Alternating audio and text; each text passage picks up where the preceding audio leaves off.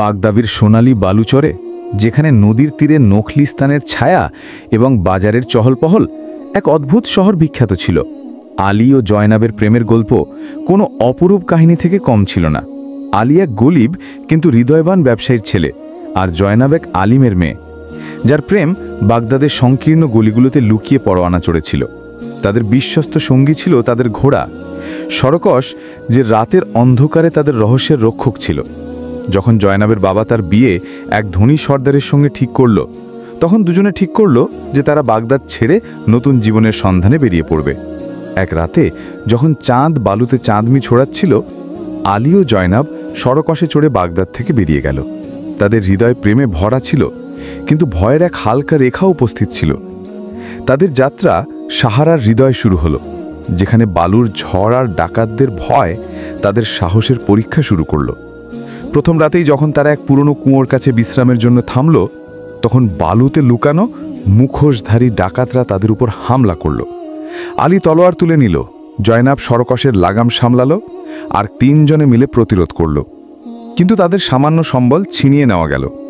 আহত আর ক্লান্ত হয়ে তারা এক ছোট্ট নখলিস্থানে পৌঁছালো, যেখানে জয়নাব আলীর আঘাতে ব্যান্ডেজ বাঁধল এবং তার চোখের দিকে তাকিয়ে বলল, আমাদের প্রেম প্রতিটি মুশকিলের থেকে বড়। সেই মুহূর্তে সরকস তার মাথায় জয়নাবের কাঁধে রাখল, যেন সেও তাদের সাহসকে সম্মান জানাচ্ছে। কিন্তু নখলিস্তানের নীরবতাকে এক অদ্ভুত শব্দ ভেঙে দিল। বালুর নিচ থেকে কেউ ছায়ার মতো নড়াচড়া করছিল, আর আলীকে মনে হলো এটা কোনো সাধারণ বিপদ নয়। এটা কি ডাকাতদের ফিরে আসা ছিল, নাকি সাহারার কোনো রহস্যময় রাজ তাদের পিছনে লেগেছিল? প্রেম ও রহস্যে ভরা এই যাত্রা তখনও শুরু হয়েছিল, আর আলী, জয়নাব ও সরকস জানত যে তাদের গন্তব্যের পথ রক্ত, ঘাম আর প্রেমে লেখা যাবে। নখলিস্তানের ছায়ায় চাঁদ মুহূর্তের জন্য শান্ত হলো। আলী ও জয়নাব বুঝল যে সাহারার নীরবতা এক প্রতারণা ছিল। রাত গভীর হয়ে গেছিল এবং সেই রহস্যময় ছায়া যা বালুর নিচ থেকে উঠেছিল এখন আরও কাছে এসে গেছিল। এখন স্পষ্ট হচ্ছিল এটা এক প্রাচীন নকশা ও নিগারে ঢাকা তাঁবু ছিল, যা বালুর ঝড় থেকে বেরিয়ে এসেছিল। আলী জয়নাবকে তার পিছনে রাখল এবং তলোয়ার সামলালো যখন সরকাস অস্থির হয়ে তার খুর দিয়ে মাটি খুঁড়ছিল। তাঁবুতে খোদাই করা অদ্ভুত চিহ্নগুলো চাঁদের আলোয় ঝালকাচ্ছিল এবং তার থেকে এক হালকা সরগোশীর মতো শব্দ আসছিল, যেন কেউ সদীর্ণ বন্দি আত্মা মুক্ত হবার জন্য ছটফট করছে।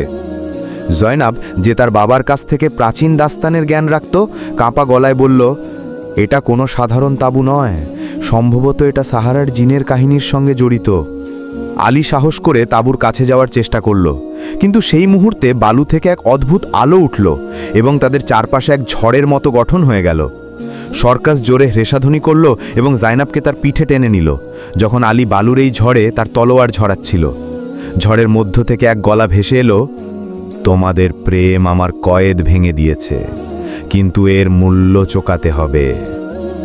যখন ঝড় থামল, তখন তাঁবু অদৃশ্য ছিল, আর তাদের সামনে এক প্রাচীন নকশা বালুতে উঠে এসেছিল, যা এক হারিয়ে যাওয়া শহরের দিকে ইঙ্গিত করছিল। আলী ও জয়নাব একে অপরের দিকে তাকালো। তাদের হৃদয় তখনও প্রেমে এক ছিল, কিন্তু এখন তাদের যাত্রা শুধু হিজরত নয়, বরং এক এমন গন্তব্যের দিকে ছিল যেখানে সম্ভবত তাদের প্রেমের পরীক্ষা এবং সেই প্রাচীন রাজের জবাব লুকিয়েছিল। সরকাস তার মাথা ঝুঁকিয়ে যেন এই নতুন চ্যালেঞ্জের জন্য প্রস্তুত ছিল, কিন্তু বালুর এই নকশার সঙ্গে এক ভয়ঙ্কর ভবিষ্যৎবাণীও উঠে এসেছিল। যে এই শহরে প্রবেশ করবে, সে হয় তার প্রেমকে অমর করে দেবে, নয়তো চিরকালের জন্য সাহারার শিকার হয়ে যাবে। আলী জয়নবের হাত ধরল এবং প্রতিজ্ঞা করল যে সে এই রহস্যের সমাধান করবে, কিন্তু তাদের জানা ছিল না যে সাহারার এই যাত্রা তাদের প্রেমকে কতটা বিপজ্জনক মোড়ে নিয়ে যাবে। নকশার পথে চলতে চলতে আলী, জয়নব এবং তাদের বিশ্বস্ত ঘোড়া সরকাস সাহারার হৃদয়ের দিকে এগিয়ে গেল, যেখানে বালুর উঁচু টিলার পিছনে হারিয়ে যাওয়া শহরের এক ঝলক দেখা যাচ্ছিল। রাতের আকাশ তারায় ঝকঝক করছিল, কিন্তু বাতাসে এক অদ্ভুত ঠান্ডা ছিল, যেন কোনো অদৃশ্য সত্তা তাদের প্রতিটি পদক্ষেপে নজর রাখছে। নকশায় খোদাই করা ভবিষ্যৎবাণী জয়নাবের হৃদয়ে কাঁটার মতো বিঁধছিল, কিন্তু আলীর চোখে অটল সাহস দেখে সেই নীরবে তার সঙ্গে চলতে থাকল। কয়েকদিনের অবিরাম যাত্রার পর তারা এক পরিত্যক্ত মরুদ্যানে পৌঁছালো, যেখানে পাথরের ভাঙা মূর্তি আর প্রাচীন মূর্তি বালু থেকে ঝুঁকে পড়ছিল এটাই ছিল সেই হারিয়ে যাওয়া শহর যার কথা নকশায় ছিল। শহরের মাঝখানে এক অজানা শান্ত মন্দির ছিল, যার দরজায় সেই চিহ্নগুলো খোদাই ছিল যা তাঁবুতে ছিল। যখন আলী দরজা খোলার চেষ্টা করল, তখন মাটি কাঁপতে শুরু করল এবং এক গভীর গলা গুঞ্জন উঠল, শুধুমাত্র সত্যিকারের প্রেমই এই রহস্যের দরজা খুলতে পারে। জয়নব আলীর হাত ধরল এবং দুজনে একে অপরের চোখে তাকিয়ে তাদের প্রেমের শপথ নিল। কিন্তু সেই মুহূর্তে মন্দিরের ভিতর থেকে এক ছায়া প্রকাশ পেল, এক প্রাচীন জিন যে সদীর্ণ এই শহরের রক্ষক ছিল। জিন তাদের পরীক্ষা নিল যে তারা তাদের প্রেম প্রমাণ করুক, নয়তো চিরকালের জন্য এই শহরের বালুতে কয়েদ হয়ে যাবে। পরীক্ষা ছিল যে তাদের মধ্যে একজনকে তার সবচেয়ে প্রিয় জিনিস কুরবানি দিতে হবে। সেই মুহূর্তে সরকশ, যে নীরবে তাদের পিছনে দাঁড়িয়েছিল, এগিয়ে এলো এবং তার মাথা জিনের সামনে ঝুঁকিয়ে দিল, যেন সে তার প্রাণ উৎসর্গ করছে। আলী ও জয়নাবের চোখে অশ্রু এলো, কারণ সরকশ শুধু তাদের ঘোড়া নয়, তাদের বিশ্বস্ত বন্ধু ছিল। কিন্তু তার আগেই মন্দিরের ভিতর থেকে এক আলো ফুটে উঠল এবং জিন অদৃশ্য হয়ে গেল। কিন্তু সে এক শেষ বার্তা রেখে গেল, তোমাদের প্রেম প্রথম পরীক্ষায় পাশ করেছে, কিন্তু আসল পরীক্ষা এখনো বাকি। শহরের দেয়ালে নতুন নকশা উঠে এলো এবং আলী ও জয়নাব বুঝল যে তাদের যাত্রা এখনো শেষ হয়নি। তাদের প্রেম এবং সরকশের বিশ্বস্ততা এখন এক এমন গন্তব্যের দিকে এগিয়ে যাচ্ছিল যেখানে সম্ভবত তাদের মুখোমুখি হওয়ার কথা লেখা ছিল। হারিয়ে যাওয়া শহরের মন্দিরের দেয়ালে উঠে আসা নতুন নকশা আলী ও জয়নাবকে এক গভীর রহস্যের দিকে পথ দেখালো, যেখানে মন্দিরের নিচে এক গোপন তখানা ছিল, যার দরজায় লেখা ছিল, শুধুমাত্র সেই হৃদয়ে যে ভয় থেকে মুক্ত, তবেই এখানে প্রবেশ করতে পারবে। আলী জয়নাবের দিকে তাকালো, তার চোখে প্রেমের সঙ্গে এক অদ্ভুত অস্থিরতা ছিল যখন সরকশ তার খুন দিয়ে মাটি খুঁড়ছিল, যেন সেও আসন্ন বিপদের আভাস পাচ্ছে। তখানায় নামতেই তাদের এক পরিত্যক্ত গুহার হাল মিলল, যার দেয়ালে ঝকঝকে রত্ন এবং অদ্ভুত আলো এক ভয়ঙ্কর মায়াজাল তৈরি করেছিল। কিন্তু এই সৌন্দর্যের পিছনে এক বিপজ্জনক সত্য লুকিয়েছিল। হালের মাঝখানে এক বড় আয়না ছিল, যা মাটি থেকে ছাদ পর্যন্ত ছড়িয়েছিল, এবং তাতে আলী ও জয়নাবের প্রতিবিম্ব নয়, বরং তাদের অতীত ভয় দেখাচ্ছিল। জয়নাব তার বাবার অসন্তুষ্টি এবং আলী তার গ্রামের দারিদ্র্যের তাচ্ছিল্য দেখল, যার গলা আবার গুঁজে উঠল, এই আয়না তোমাদের হৃদয়ের ভয় পরীক্ষা করবে। যদি তুমি এটাকে পরাজিত করতে না পারো, তবে এটা তোমাকে চিরকালের জন্য নিজের কয়েদি বানিয়ে নেবে। জয়নাব কাঁপতে কাঁপতে আলীর হাত ধরল এবং বলল, আমাদের প্রেম প্রতিটি ভয়ের থেকে বড়। কিন্তু যেই সে আয়নার কাছে পৌঁছালো, তাদের সামনে তাদের সবচেয়ে ভয়ঙ্কর স্বপ্ন বাস্তবে রূপ নিল। আলীকে মনে হলো জয়নাব থেকে ছেড়ে চলে গেছে, এবং জয়নাব দেখল আলী এক জঙ্গলে মারা গেছে। দুজনেই ব্যথায় চিৎকার করে উঠল, কিন্তু সরকশ হঠাৎ জোরে হেরেসা ধ্বনি করল এবং আয়নার দিকে ছুটে গেল, তার মজবুত খুঁড় দিয়ে ভেঙে দিল। আয়নার টুকরোগুলো সঙ্গে সঙ্গে ভয়ঙ্কর স্বপ্নগুলো অদৃশ্য হয়ে গেল। কিন্তু তহখানার মাটি কাঁপতে লাগলো এবং জিনের হাসি আবার গুঁজে উঠল, তুমি ভয়কে পরাজিত করেছ, কিন্তু এখন তোমাকে তোমার প্রেমের শেষ মূল্য চোকাতে হবে। গুহার এক অংশ খুলে গেল এবং সেখানে এক ঝকঝকে খজানা ছিল, যার মাঝখানে এক প্রাচীন তাজ রাখা ছিল। জিন বলল, এই তাজ এই শহরের রহস্য, কিন্তু এটাকে নেওয়া ব্যক্তি হয় এর শক্তির মালিক হবে, নয়তো তার সবচেয়ে মূল্যবান জিনিস হারাবে। আলী ও জয়নাব একে অপরের দিকে তাকালো। তারা জানত যে এই খজানা তাদের দারিদ্র্য শেষ করতে পারে, কিন্তু এর মূল্য সম্ভবত তাদের প্রেম বা সরকশের বিশ্বস্ততা হবে। সরকশ তার মাথা জয়নাবের কাঁধে রাখল, যেন বলছে যে সে যে কোনো সিদ্ধান্তে তাদের সঙ্গে আছে। কিন্তু ঠিক তখনই তহখানার ছাদ থেকে বালু পড়তে শুরু করল এবং এক নতুন শব্দ তাদের হৃদয়ে কাঁপিয়ে দিল। কেউ বা কিছু তাদের দিকে এগিয়ে আসছিল। এবার এটা জিন ছিল না। এটা কি তাদের প্রেমের শেষ পরীক্ষা ছিল, নাকি সাহারার কোনো নতুন রহস্য তাদের ভাগ্য বদলাতে চলেছিল? তওখানার কাঁপতে থাকা দেয়াল এবং পড়তে থাকা বালুর মাঝে আলী, জয়নাব ও সরকশ নিজেদের এক নতুন বিপদের মুখোমুখি পেল।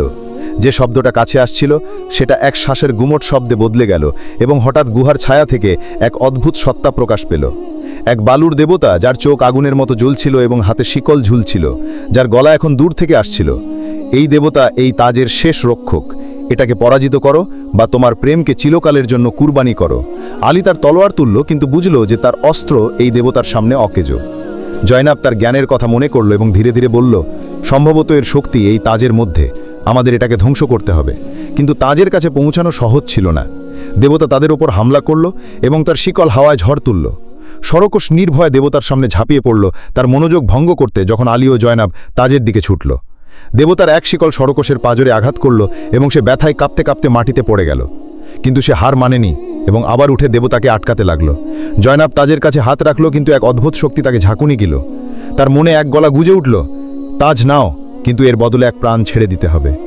জয়নাবের চোখে অশ্রু ঝরে পড়ল, কারণ সে বুঝল এই মূল্য হয় আলীর হবে, নয়তো সরকসের।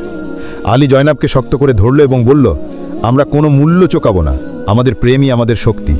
এই মুহূর্তে তাদের একত্রিত সাহস তাজ তাকে এক আলো ছেড়ে দিল, যা দেবতার দিকে এগিয়ে গেল এবং তাকে বালুর ঝর্ণায় পরিণত করে দিল। তহকানা নীরব হয়ে গেল এবং তাজ এখন এক সাধারণ পাথরে পরিণত হয়েছিল। কিন্তু সরকস আহত হয়ে মাটিতে পড়েছিল, তার শ্বাস দুর্বল হয়ে যাচ্ছিল। আলী ও জয়নাব তার কাছে বসে পড়ল, তার পেশানিতে হাত ফেরাতে ফেরাতে তাদের চোখে অশ্রু এবং হৃদয়ে এক অদ্ভুত কুরবানির অনুভূতি ছিল, যার গলা শেষবার গুজে উঠল। তোমরা প্রেমের শক্তি দিয়ে এই শহরের রহস্য খুলে দিয়েছ, কিন্তু এখন তোমাদের সিদ্ধান্ত তোমাদের জীবনের দিক বদলে দেবে। তহকানা থেকে বেরিয়ে এসে তারা দেখল হারিয়ে যাওয়া শহর এখন বালুতে অদৃশ্য হয়ে যাচ্ছে, কিন্তু সরকসের অবস্থা তাদের হৃদয় ভেঙে দিয়েছিল। তারা কি তাদের বিশ্বস্ত সঙ্গীকে বাঁচাতে পারবে, নাকি সাহারার এই দাস্তান তাদের সব কিছু ছিনিয়ে নেবে? হারিয়ে যাওয়া শহরের ধ্বংসস্তূপ থেকে মন্দির থেকে বেরিয়ে এসে আলী ও জয়নাবের হৃদয় সরকসের অবস্থায় কাঁপছিল। তাদের বিশ্বস্ত ঘোড়া, যে প্রতিটি পরীক্ষায় তাদের পাশে অটল ছিল, এখন মাটিতে আহত পড়েছিল। তার চোখে সেই বিশ্বাস ঝলকিচ্ছিল যে সে প্রথম দিন দেখিয়েছিল। জয়নাব তার দুপাট্টা থেকে সরকসের আঘাতে ব্যান্ডেজ বাঁধল। বালুর টিলার মাঝে এক হালকা হাওয়া বইল এবং তার সঙ্গে এক রহস্যময় বুড়ি মহিলা প্রকাশ পেল, যার হাতে এক ঝকঝকে ফুল ছিল। সে বলল, আমি শহরের শেষ রক্ষিক এবং তোমাদের প্রেম এটাকে মুক্ত করেছে। এই ফুল রেগিস্তানের জাদু, এটাকে সরকসের আঘাতে রাখো, কিন্তু মনে রাখবে এর শক্তি শুধুমাত্র একবারই কাজ করবে। জয়নাব কাঁপতে কাঁপতে ফুলটি নিল এবং সরকসের আঘাতে রাখল। এক সোনালি আলো ছড়িয়ে পড়ল এবং সরকসের শ্বাস শক্ত হয়ে উঠল। তার আঘাত ভরতে শুরু করল। সে ধীরে ধীরে উঠল এবং তার মাথা জয়নাবের কাঁধে রাখল, যেন কৃতজ্ঞতা জানাচ্ছে। কিন্তু বুড়ি মহিলা আরও বলল, তোমরা শহরের রহস্য খুলে দিয়েছ, কিন্তু এখন তোমাদের সিদ্ধান্ত নিতে হবে। এই রেগিস্তান থেকে বেরিয়ে গিয়ে নতুন জীবন শুরু করো, বা এই শহরের হেফাজতের দায়িত্ব নাও, কারণ এর খজানা এখনও চোরেরদের নজরে আছে। আলী ও জয়নাব আঘা অপরের দিকে তাকালো। তারা জানতো যে এই খজানা তাদের দারিদ্র্য শেষ করতে পারে, কিন্তু এর মূল্য সম্ভবত তাদের প্রেম বা সরকসের বিশ্বস্ততা হবে। সরকস তার মাথা জয়নাবের কাঁধে রাখল, যেন বলছে যে সে যে কোনো সিদ্ধান্তে তাদের সঙ্গে আছে। কিন্তু ঠিক তখনই তহকানার ছাদ থেকে বালু পড়তে শুরু করলো এবং এক নতুন শব্দ তাদের হৃদয় কাঁপিয়ে দিল। কেউ বা কিছু তাদের দিকে এগিয়ে আসছিল। এবার এটা জিন ছিল না। এটা কি তাদের প্রেমের শেষ পরীক্ষা ছিল, নাকি সাহারার কোনো নতুন রহস্য তাদের ভাগ্য বদলাতে চলেছিল? রেগিস্তানের সোনালি টিলার পাড়ে, যেখানে বালু চাঁদের আলোয় ঝকঝক করছিল এবং নদীর তীরে নতুন আশা জাগাচ্ছিল, আলী, জয়নাব এবং তাদের বিশ্বস্ত ঘোড়া সরকস এক এমন গন্তব্যের দিকে এগিয়ে যাচ্ছিল যা তাদের প্রেমের সাক্ষী হতে চলেছিল। পিছনে থাকা ঘোড়সওয়ারদের শব্দ এখন ম্লান হয়ে গেছিল, কারণ সরকসের দ্রুত গতি এবং আলীর বুদ্ধিমত্তা তাদের পিছনে ফেলে দিয়েছিল। কয়েকদিনের যাত্রার পর তারা এক সবুজ উপত্যকায় পৌঁছালো, যেখানে এক ছোট্ট গ্রাম বসেছিল, যা জঙ্গল ও ঝগড়া থেকে দূরে শান্তি ও প্রেমের আশ্রয় ছিল। এখানে আলী আর জয়নব এক নতুন জীবন শুরু করলো। তার এক ছোট্ট বাড়ি বানালো, যেখানে জয়নব তার জ্ঞান দিয়ে বাচ্চাদের পড়াতে শুরু করলো এবং আলী তার পরিশ্রম দিয়ে ক্ষেতগুলোকে সবুজ করে তুলল। সরকস, যে এখন তাদের ঘোড়া নয় বরং পরিবারের এক অংশ ছিল, গ্রামের বাচ্চাদের প্রিয় বন্ধু হয়ে উঠল, যে তার পিঠে চড়ত এবং তার গল্প শুনত। এক রাতে যখন তারা তাদের বাড়ির উঠোনে বসে তারা দেখছিল, জয়নাব আলীর হাতে হাত রাখল এবং বলল, আমরা রেগিস্তানের ঝড়, জিনের পরীক্ষা এবং ভয়ের ছায়াকে পরাজিত করেছি, কারণ আমাদের প্রেম প্রতিটি রহস্যের থেকে বড় ছিল। আলী মুচকি হেসে তাকে জড়িয়ে ধরল এবং সরকস ধীরে হেসাধ্বনি করল, যেন সে তাদের খুশিতে শরিক। গ্রামবাসীরা তাদের গল্পকে এক দাস্তান বানিয়ে দিল, যা রাতে চৌপালে শোনানো হতো। এমন এক প্রেমের কাহিনী যা রেগিস্তানের রহস্য, এক বিশ্বস্ত ঘোড়ার সাহস এবং দুটি হৃদয়ের অটলতা থেকে গঠিত ছিল। যেই চাঁদ আকাশে উঁচু হলো, আলী ও জয়নব একে অপরের কাছে প্রতিজ্ঞা করল যে তারা তাদের বাকি জীবন এই গ্রামকে আর একে অপরকে সাজিয়ে রাখবে এবং তাদের প্রেম চিরকাল রেগিস্তানের বালুর মতো মুক্ত ও অমর থাকবে।